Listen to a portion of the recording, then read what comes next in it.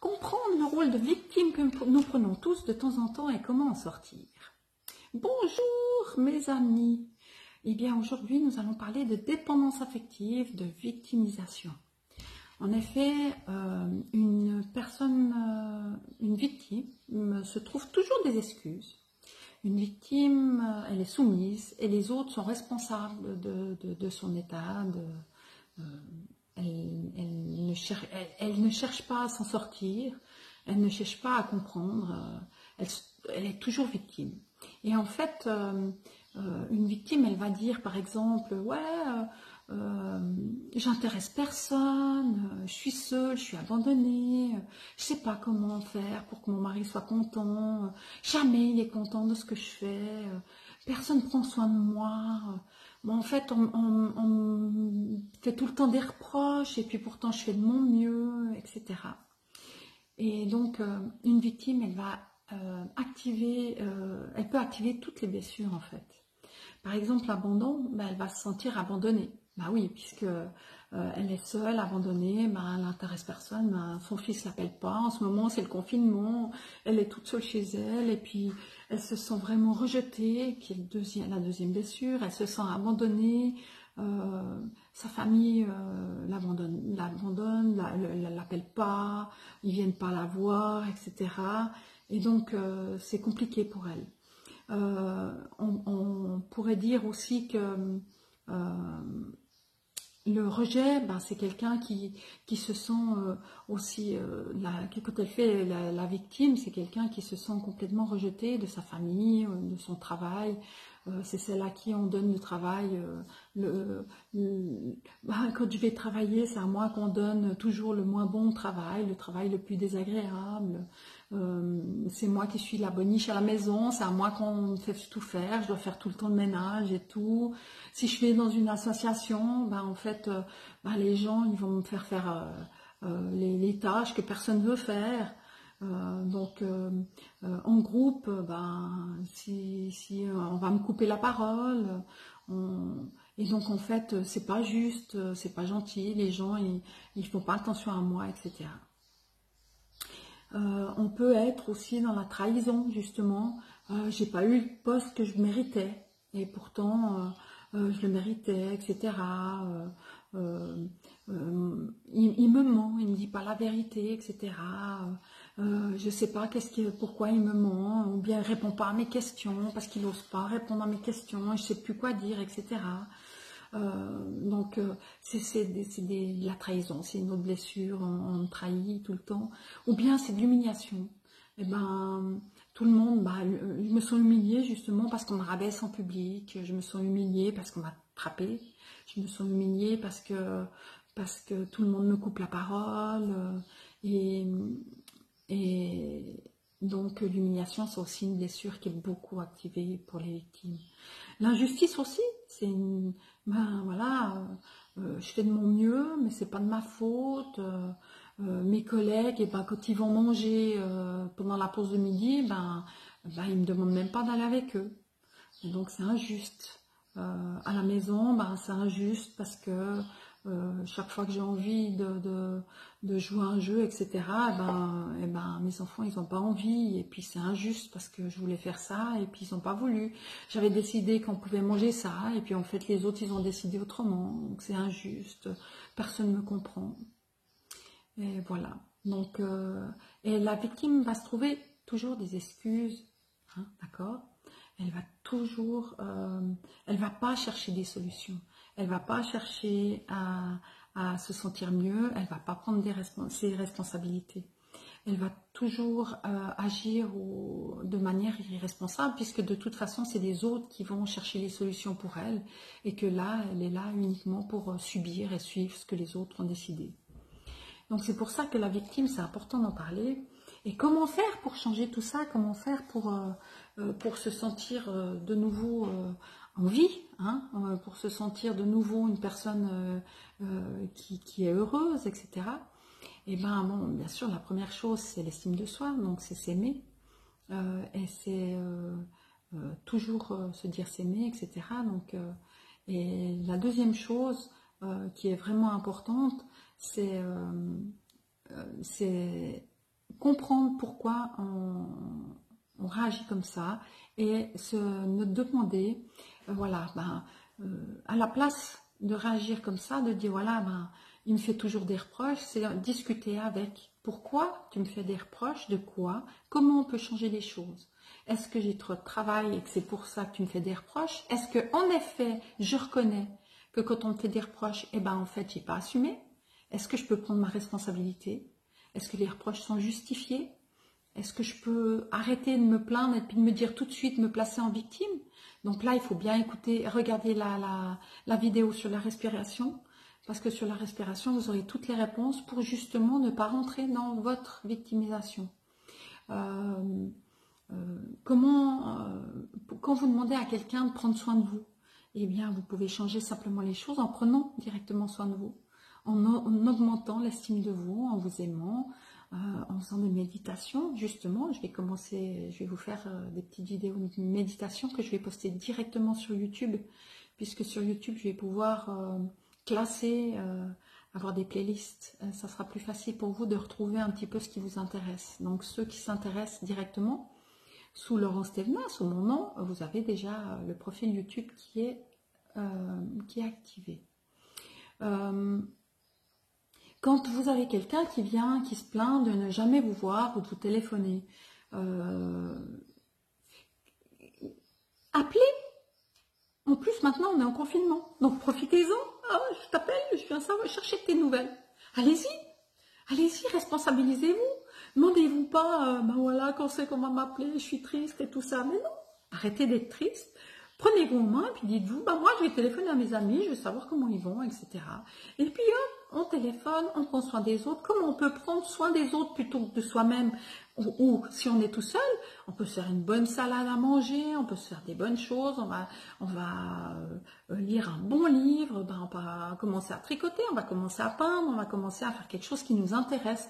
On va simplement occuper notre temps libre du confinement en faisant des choses pour nous, qu'on s'aime, qu'on aime. On peut jouer à des jeux si on a des enfants, si on est en famille, on peut essayer mon petit jeu de post-it, justement, jouer avec moi, sur la vidéo jouer avec moi. Vous pouvez faire plein de choses. Quand on dit, au travail, j'ai jamais de chance, c'est toujours à moi qu'on donne le mauvais travail, si vous vous investissez plus, et puis que vous commencez à montrer que vous êtes intéressante, etc., et tout ça, en fait, vous aurez aussi des autres travaux. Et on vous mettra, vous allez aussi aller dans le groupe. Donc, intéressez-vous au groupe. N'attendez pas, justement, que ce soit le groupe qui vienne vers vous. N'attendez pas tout le temps qu'on s'occupe de vous. Mais responsabilisez-vous, tout simplement. Si vous allez en association, proposez des services dans ce que vous savez faire. Proposez des choses. N'hésitez pas à montrer que vous êtes une personne qui est douée sur certaines choses, etc. et qui peut apporter plus que de faire la vaisselle ou bien à qui on demande simplement de fermer les enveloppes ou je ne sais quoi. Vous voyez ce que je veux dire? Donc, quand vos blessures s'activent, ramenez votre esprit au présent. Dites-vous, attention, je suis en train de faire la victime. Je ne vais pas rentrer là. Je vais me responsabiliser, je vais chercher à ne plus me plaindre et je vais agir et réagir de manière responsable. Qu'est-ce que c'est ça, agir et réagir de manière responsable? Par exemple, vous avez une copine ou bien vous avez vos collègues qui ne vont plus manger avec vous à midi parce que quand vous arrivez pour manger, en fait, la première chose que vous allez faire, c'est vous plaindre. Ouais, mais tu vois, il m'est arrivé ça ce matin, puis tu vois, on m'a donné ça comme travail, et puis voilà. Et puis tu sais, mon fils, il m'a pas téléphoné, et puis là, en ce moment, c'est compliqué avec le confinement, moi, je suis obligée de travailler, et puis les autres travaillent pas, et puis moi, etc., etc. Quand vous êtes tout le temps en train de vous plaindre, de vous victimiser, et que les autres sont toujours en train de vous remonter le moral, t'inquiète pas, ça va passer, ça va aller, gna, gna, au bout d'un moment, ils en ont marre. Et mettez-vous à leur place, c'est pas drôle d'avoir quelqu'un comme ça tout le temps à côté de soi. Donc, mettez-vous à leur place et dites-vous, maintenant je vais arrêter, je vais plus faire la victime. Quand je vais essayer de proposer à mes collègues d'aller manger avec eux, et s'ils acceptent, je vais leur montrer que j'ai changé, que je suis pas en train de me victimiser.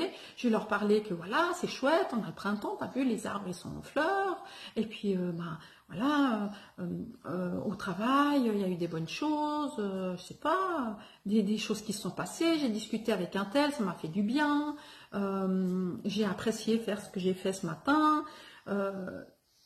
Parler de choses positives. Parler de choses positives. Ah, mon fils m'a téléphoné, ou moi j'ai téléphoné, je me sens bien, etc. Parler de choses positives.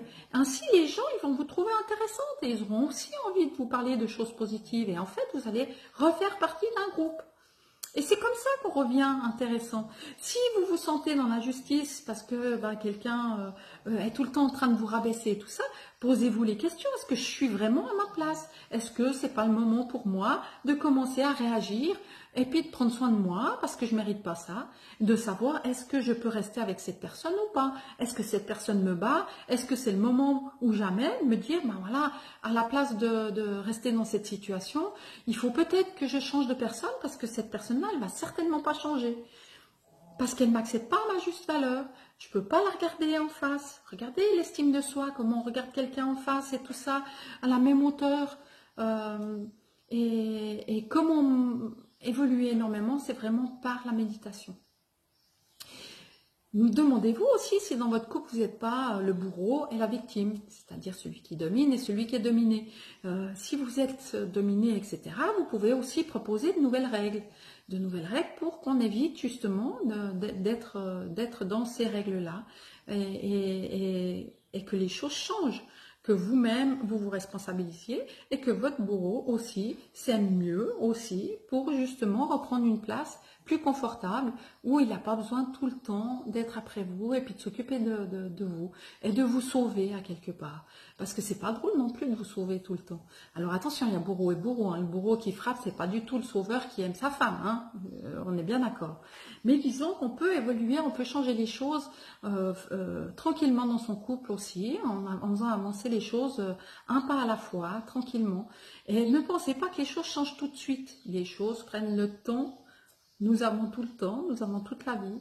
Par contre, il faut s'aimer tous les jours. Tous les jours, il faut s'aimer. Il faut prendre soin de soi tous les jours. Il ne faut pas hésiter à faire des choses pour nous. Et c'est pour ça que moi, depuis que j'ai trouvé la méditation, je m'en sors beaucoup mieux. Je m'en sors et ça m'a fait énormément de bien d'aller à l'intérieur de moi et de m'élever à l'intérieur de moi, c'est-à-dire de m'aimer, de me donner tout cet amour. Et plus on se donne de l'amour à soi, plus on donne de l'amour aux autres. C'est ça qui est important.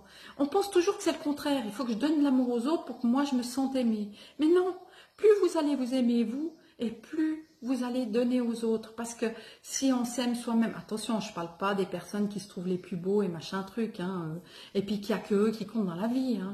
Je parle vraiment de l'amour universel. Plus vous allez vous aimer vous, et plus vous aurez envie de donner aux autres. Et c'est ça qui est vraiment beau dans la vie. Plus vous allez prendre soin des autres et plus vous allez savoir prendre soin de vous aussi, mais il faut d'abord prendre soin de soi. Parce que si vous êtes heureuse et que vous n'êtes pas une victime, et en fait, ce que vous allez dégager pour les autres sera tellement bon que les autres, ils n'auront aucune envie. Aussi de prendre soin de vous, aussi de parler avec vous, et aussi de se demander, mais tiens, mais c'est merveilleux, cette personne, elle m'apporte du bien-être, elle m'apporte de l'amour, et c'est merveilleux. Voilà comment on change pour ne plus être une victime, mais être simplement une personne à sa place, une personne amour sur cette terre. Prochaine vidéo, médiation que je vais disposer directement sur YouTube, méditation que je vais poser directement sur YouTube. Dites-moi si vous aimez. Et puis si vous regardez cette vidéo sur YouTube, eh bien abonnez-vous et cliquez sur la cloche. Et sinon sur Facebook, abonnez-vous à la page aussi s'il vous plaît.